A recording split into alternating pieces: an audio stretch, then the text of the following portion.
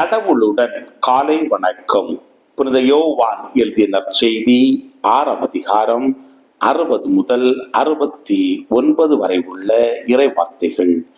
அக்காலத்தில் இயேசு சொல்வதை கேட்டு அவருடைய சீடர் பலர் இதை ஏற்றுக்கொள்வது மிக கடினம், இப்பேச்சை இன்னும் கேட்டுக் கொண்டிருக்க முடியுமா என்று பேசிக் கொண்டனர். இது பற்றி தம் சீடர் முணுமுணுப்பதை இயேசு உணர்ந்து அவர்களிடம், நீங்கள் நம்புவதற்கு இது தடையாய் இருக்கிறதா?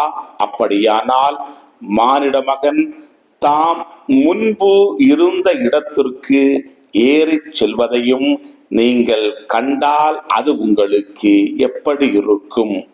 வாழ்வு தருவது தூய ஆவியே.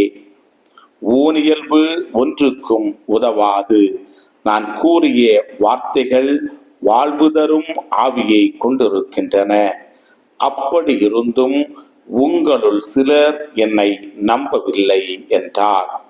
நம்பாதோர் யார் யார் என்பதும் தம்மை காட்டிக் கொடுக்கவிருப்பவன் யார் என்பதும் இயேசுவுக்கு தொடக்கத்திலிருந்தே தெரிந்திருந்தது.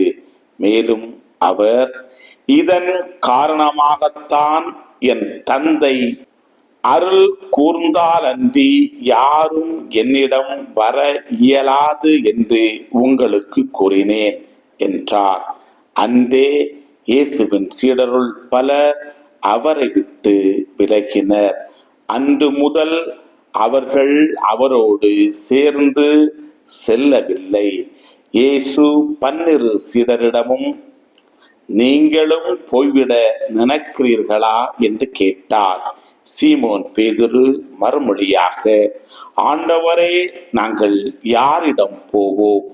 நிலை வாழ்வு அளிக்கும் வார்த்தைகள் உம்மிடம் தானே உள்ளன. நீரே கடவுளுக்கு அர்ப்பணமானவர் என்பதை நாங்கள் அறிந்து கொண்டோம், அதை நம்புகிறோம் என்றார். கிறிஸ்துவின் நற்செய்தி. இந்த நாள் இனிய நாளாக அமைய வாழ்த்துக்கள். பல பல பல புதுமைகள், பெருமைகள், இனிமைகள் இறங்கிய நல்ல நாள், ஒரு நல்ல நாள், நம் தேவன் தந்த நாள். இது நல்ல நாள், ஒரு நல்ல நாள், நம் தேவன் தந்த நாள்.